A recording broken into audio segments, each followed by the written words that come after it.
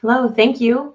I'm so excited to be here and be in this space and being able to tell my story from trauma to triumph. I mean, who would have known that I would have ever been able to speak? If you would have told me this 5, 6, 7 years ago, I would have been like, I would have laughed at you because this was something that was a very big part of my life. And it started 8 years ago. 8 years ago, I realized that I was in an abusive relationship. 8 years ago, I realized that I was in a cult. And I didn't know. I was born into it, I was raised in it, and I hadn't experienced anything different. So I had to really find myself after leaving both of these systems. The cult like system that I had grown up in, that all I known, I left my family behind because my family had to leave me behind because this cult was a cult where they say that you cannot still love your family after they leave. They leave you with this sense of feeling like you don't belong. You cannot grow with it. You know, you can't allow yourself to. Let me take a step back. When I grew up, I had a father that was a narcissistic father, and we had to be perfect. We had to perform. We had to act like we were the perfect spiritual family. And so growing in that experience, I had to be the person that he wanted me to be. And if I wasn't, and if I rebelled against that, there was a lot of punishment. There was a lot of anger. There was this sense that I couldn't actually explore who I was. And if I asked questions, I also couldn't, I would get answers, but I also wasn't able to test those things because I was also said, no, you can't do that. You can't go down that path. You have to be this way. And so I never really found my sense of self or my identity within that family system or within actually that cult-like system. I was just told who I had to be because we were told how we were supposed to dress, how we were supposed to associate with even, and that we couldn't look outside of anything within that cult system. We had to read their literature. We had to just associate with those within the cult. And so that was a sense of believing that everybody on the outside we had to fear, and that there was something wrong with everybody on the outside. Actually, we were told that everybody on the outside was evil and were going to be destroyed. And so this was something that was, for me as a young child, I really took this to be like, I really took it to heart. I mean, I really believed everything that my parents were telling me. I believed everything that I had to go to these church meetings 3 times a week. I mean, they were instilling us with all of this information. So it was basically programming my brain and conditioning me to perform as they wanted me to. It was a lot of control and fear tactics. And the fear was very real. And so within that family dynamic and that religious system, my father also instilled that fear in me. If I didn't obey, that his love would be taken away. And so it's no surprise that, 15, 16 years later, when I'm 16 years old, I'm a teenage girl, and I'm trying to find myself, my father continued to suppress that version of me and not allow me to find the freedom. And so I ended up finding basically a carbon copy of who my father was in a relationship. And I married that boy, and I stayed with him for 17 years because I didn't know anything different. And even though I had just seen kind of the way that my parents had evolved and how the relationship had been toxic. My mother was very suppressed. She didn't have the opportunity to have a voice. And so that was my experience in my own relationship, not being able to have a voice, having that emotional, physical, mental abuse, and not knowing anything different. So I just allowed myself to continue to stay in that suffering, not knowing that there was something else on the other side. But when I broke free 8 years ago, I realized that, yes, I had survived what I had survived. There was a lot of trauma to clean up. There was a lot of pain. There was a lot of suffering. There was a lot of sadness. But I was able to start unraveling the pieces of what had happened to me. And while I stayed in victimhood for a very long time, I realized that I didn't need to stay in the victimhood. But it did serve its purpose. I had to feel what I had to feel about all the things I had experienced. At first I felt like I had been betrayed by God after leaving, because if this was this was not true, then what was true? You know, I had no religious system or structure to hold on to anymore. So it felt a little scary stepping into something else in the unknown and not knowing what comes next. And then also losing that community, losing my family, and then really feeling very alone in the world, feeling like, well, I have not much to hold on to. So feeling that isolation. And I just realized that either I could make this something where it takes me out, but I also knew that I needed to get up. I needed to get up. I had 2 sons at the time. These sons needed me. Like they needed me to show up, and I tried my best. And I think that what I did was right. I took them out of that religious system. I showed them that there's a new way to life. There's something more, that they don't have to be controlled. So now we have this freedom on the other side. And for myself, I had to also unravel what that narcissistic abuse had done to me and to my body. And it had really, just regulated my nervous system.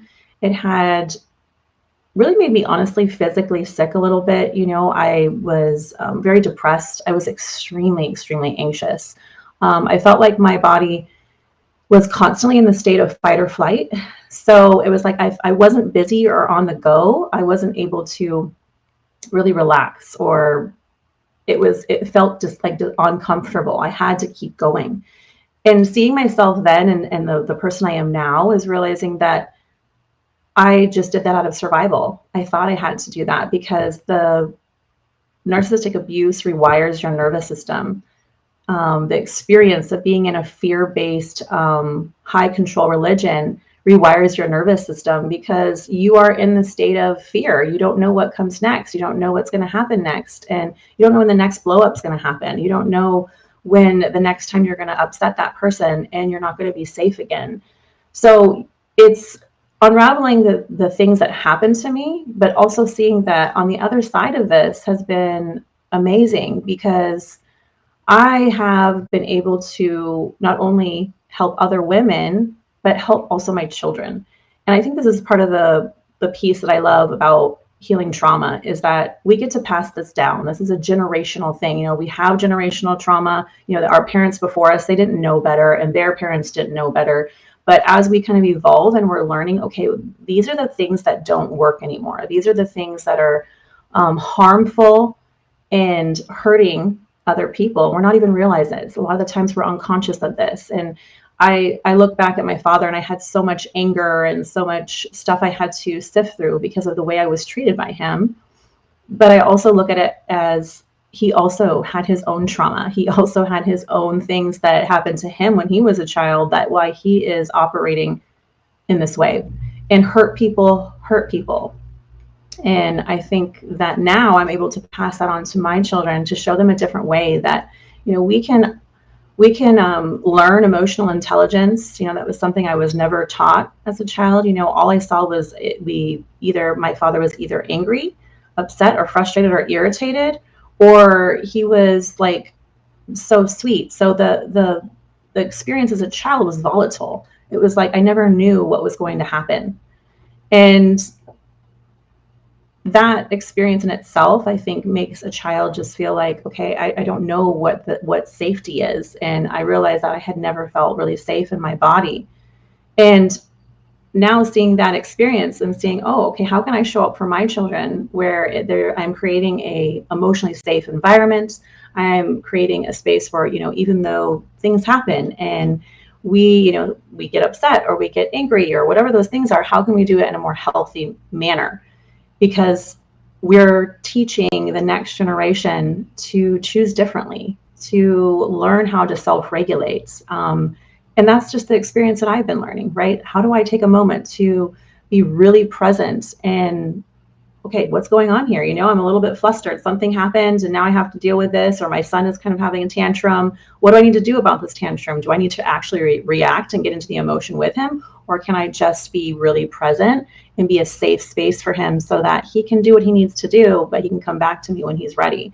And learning even these things has been such a journey for myself to be able to show up as this parent.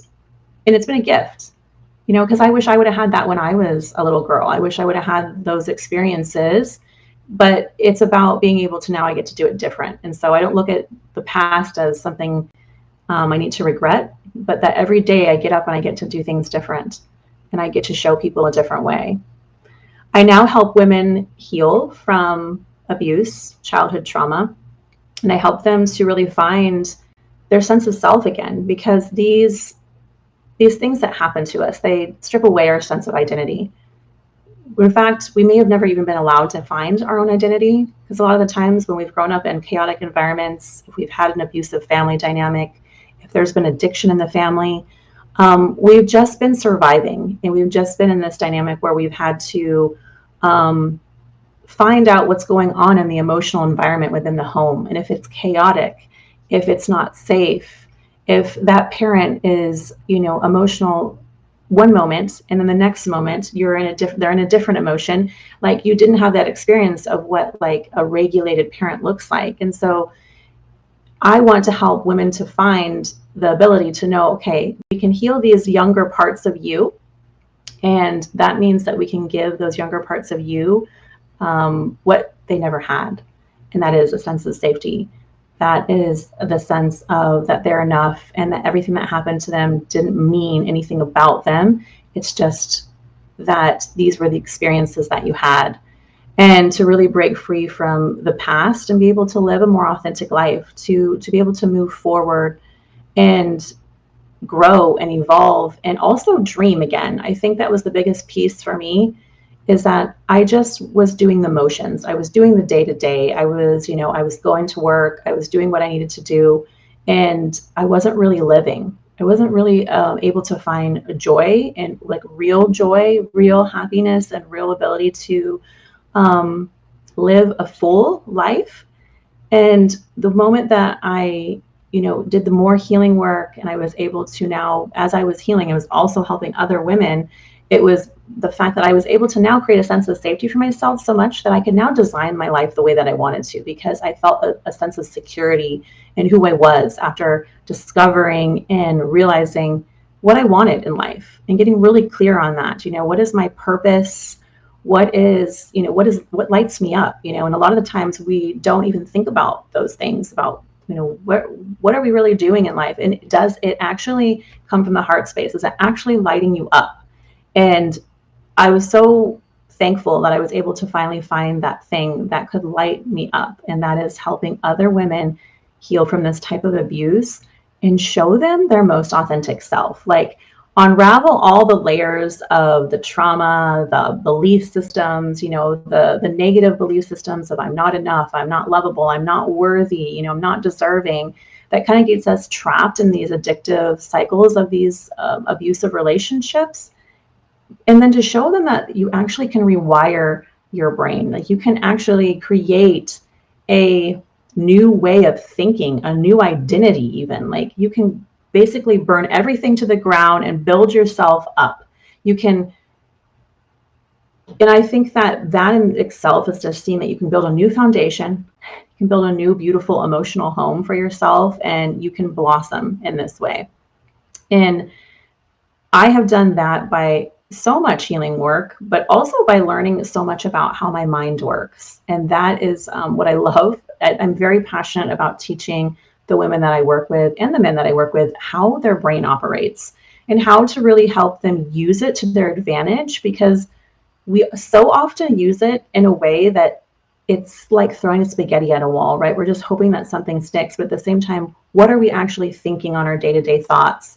And if we've survived trauma, if we've been in abusive relationships, we often are having this really large inner critic or inner punisher that has this voice that is not our voice. It's not our truth. And when we learn this about our brain and how it's kind of just repeating maybe what the abuser said or what your parents said in the past, or, whatever those experiences that you had, it's just like an old record playing. And we get to change the record. We get to create a new song. We get to create a new ability to just allow ourselves to find something different than what we've always known. And this is like getting rid of where we've been comfortable, because our brains are, and our bodies they're meant to keep us comfortable. And we often can even stay comfortable in places and this is my story, that we don't belong, right? We can stay in abusive relationships, or we can stay in honestly just loveless places, or have people in our life, even though they're not giving anything back, because it's comfortable. It's uncomfortable to leave. It's uncomfortable to choose another way, because our brain and our body say, well, wait a second, this is what you've been doing for so long. And it actually believes it's been doing something good, but really it's up to us to see, okay, this actually doesn't feel good to me. This actually doesn't feel right to me. And it's up to us to make that next jump, that next leap, to say, oh, there's something more, and I'm going to just jump into the unknown, and I'm going to discover this. I'm going to allow myself and give myself the permission to move forward, to find something. And knowing that, when you set yourself up really beautifully, like whether that's in community, which I always tell everybody, especially if you've been a trauma survivor, it is our, I guess it is a trauma response to want to isolate, right? To believe that you are strong enough, that you can handle it, because maybe as a young child, that's what you did, right? That's all you could do, because maybe there was nobody that was safe around, and you had to figure it out on your own, and you didn't have any support. And so now as an adult, you've grown into this adult that believes the same, that thinks that they can just do it all on their own and they don't need anybody else.